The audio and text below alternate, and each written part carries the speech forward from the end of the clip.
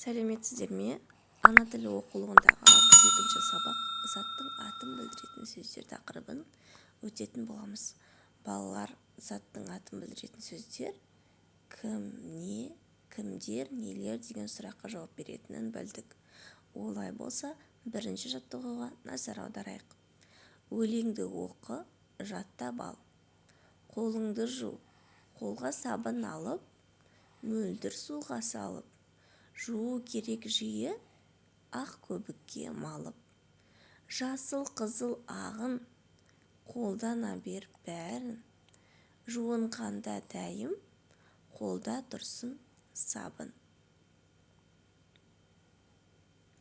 Қиын емес бұл да, тазалық бар мұнда. Таңда түсте кешке, қол жуудан тынба. Бұл өлеңнің авторы Серікбол Хасан.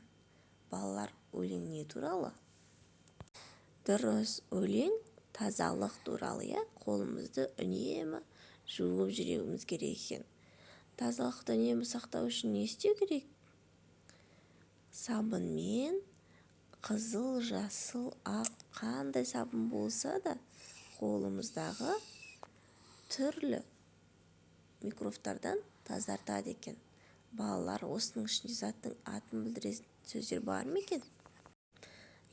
Бұл жерде сабын деген сөз заттың атын білдіреді, яғни жансыз нәрсеге біз қандай сұрақ қоятын едік?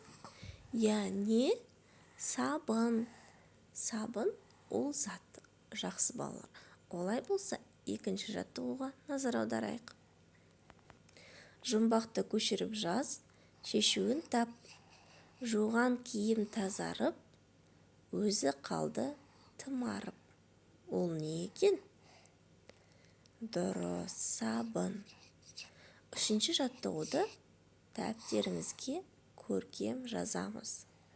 Су сабын, су, сабын, сүлгі, тарақ, айна. Балалар, бұл сөздер қандай сұраққа жауап береді? Бұл сөздер тек қана заттың атын білдіріп, не деген сұраққа жауап береді екен, жарайсыңдар. Төртінші жаттығу. Сурет атауларының алғашқы әріптерінен сөз құрап айт дейді. Бірінші тұрған тарақ, т сөзін алайық. Екінші тұрған айна, а, та.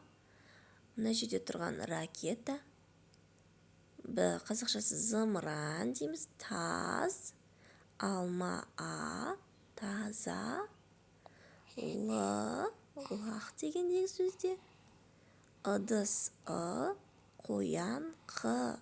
Сонда балалар, тазалық деген сөз шықты.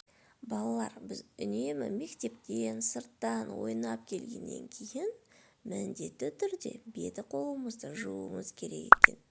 Рахмет, келесі сабақта кездескенше менің каналыма тіркеліп, комментарий қалдыруды ұмытпаңыздар.